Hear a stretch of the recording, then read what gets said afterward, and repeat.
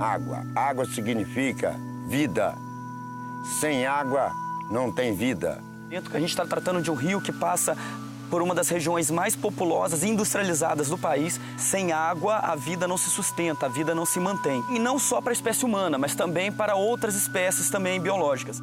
Pensando nele que é vida, ele é água, a gente depende dele para a nossa sobrevivência. O rio está sempre num estado crônico de poluição. Esse rio vai morrer. A água que chega na torneira foi desse rio que foi tratado.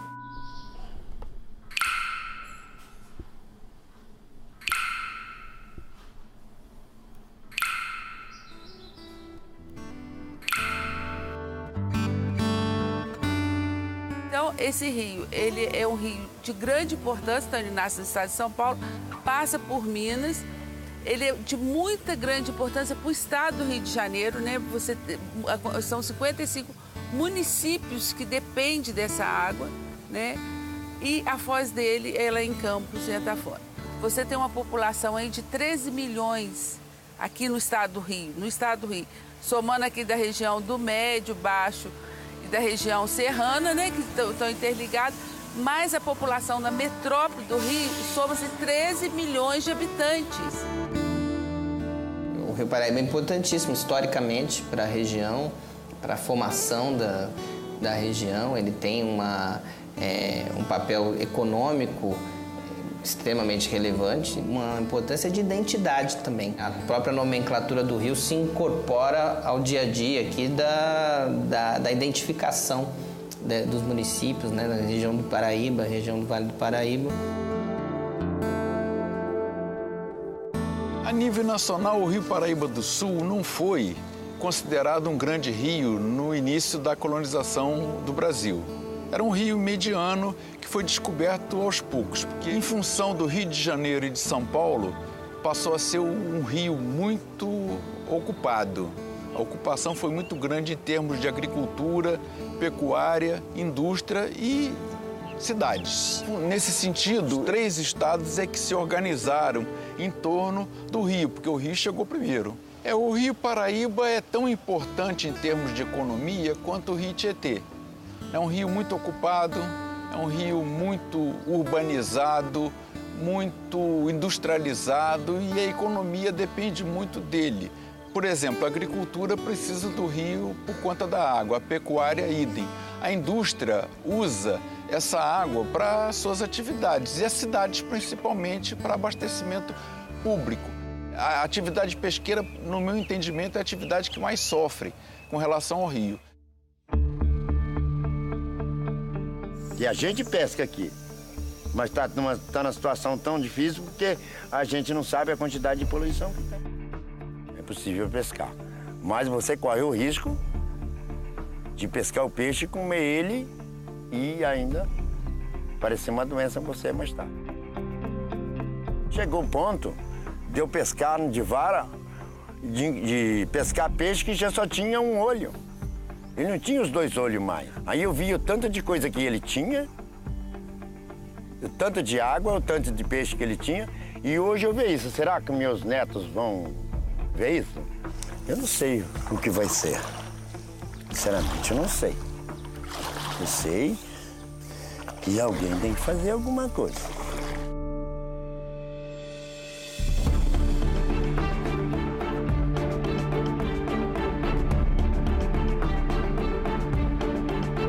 A força ambiental, ela enfrenta um poder muito maior, que é o poder do dinheiro, é o poder político. A água é o elemento primário de toda a vida, né? É o elemento fundamental para o surgimento e a constituição do que a gente chama de vida.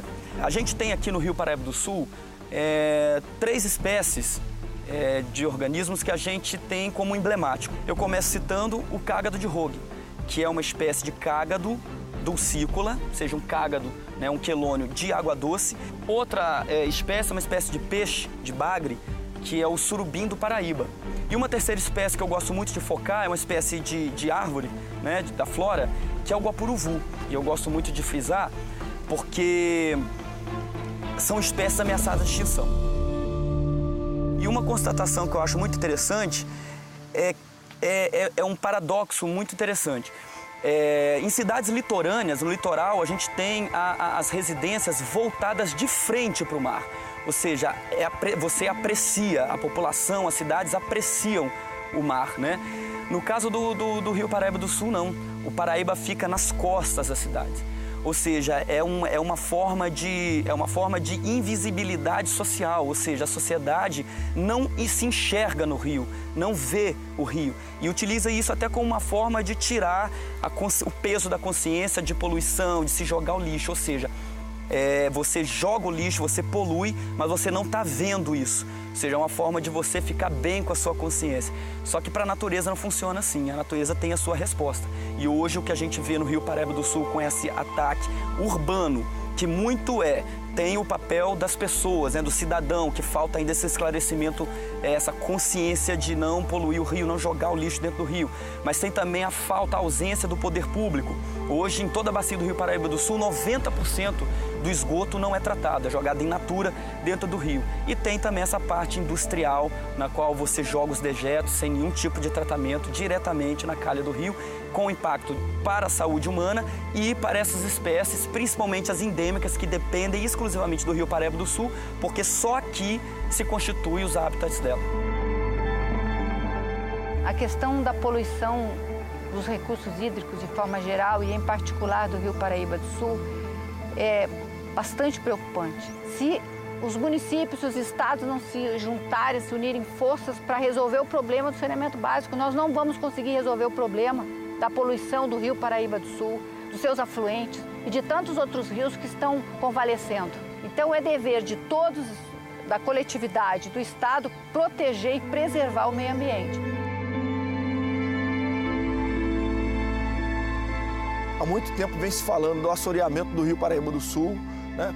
Que no decorrer dos anos ele veio perdendo a capacidade de absorção das águas de chuva.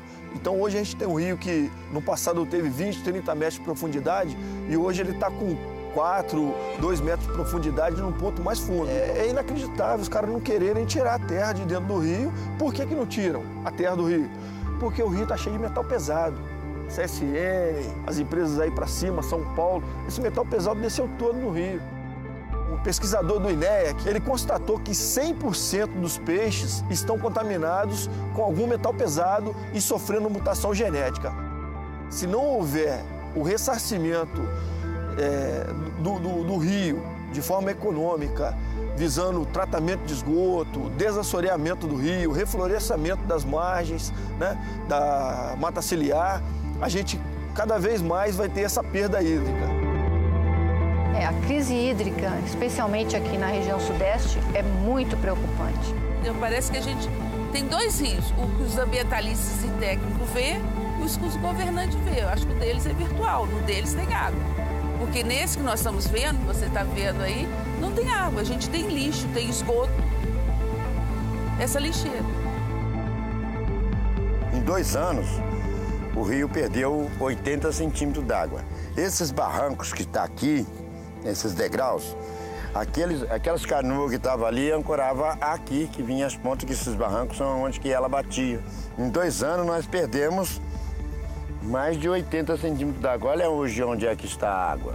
E aí mais 2 anos, seriam 4 anos mais, aí seria 2,40 metros. O rio tem 3 metros de fundura, então iríamos atravessar o rio a pé e continuar desse jeito aí. E o pouco que tem ainda está poluído.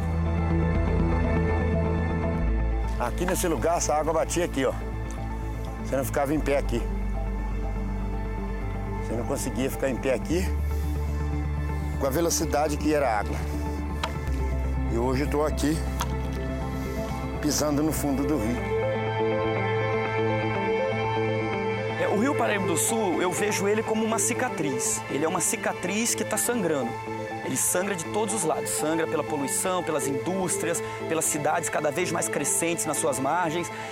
E ele sangra também quando ele perde, né, grande parte da sua água em Barra do Piraí, que é jogado para o Guandu para ter consumo, para ser disponibilizado para consumo para a região metropolitana. Você implementa uma nova transposição, no caso em São Paulo, é como se você estivesse rasgando ainda mais essa ferida. e uma ferida que pode chegar a um ponto de não ser mais possível você cicatrizar.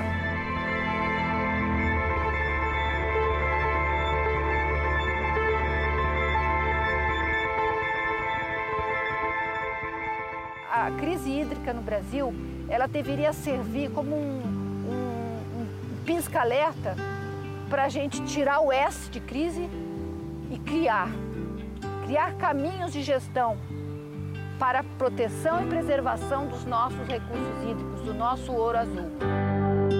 As pessoas precisam viver, precisam comer, precisam trabalhar, precisam se desenvolver. Agora, o que a gente tem que procurar é atrelar o desenvolvimento econômico com a sustentabilidade ambiental.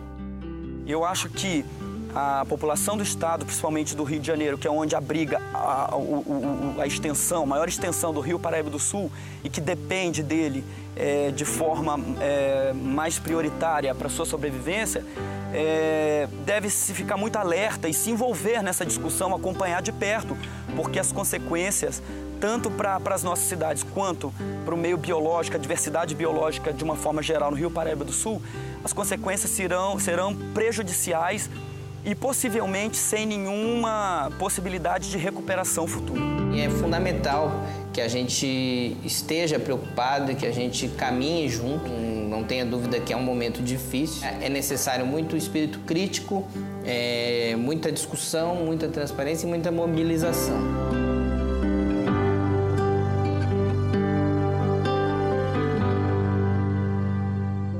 Em regra, todos nós padecemos de certo analfabetismo funcional em termos ecológicos.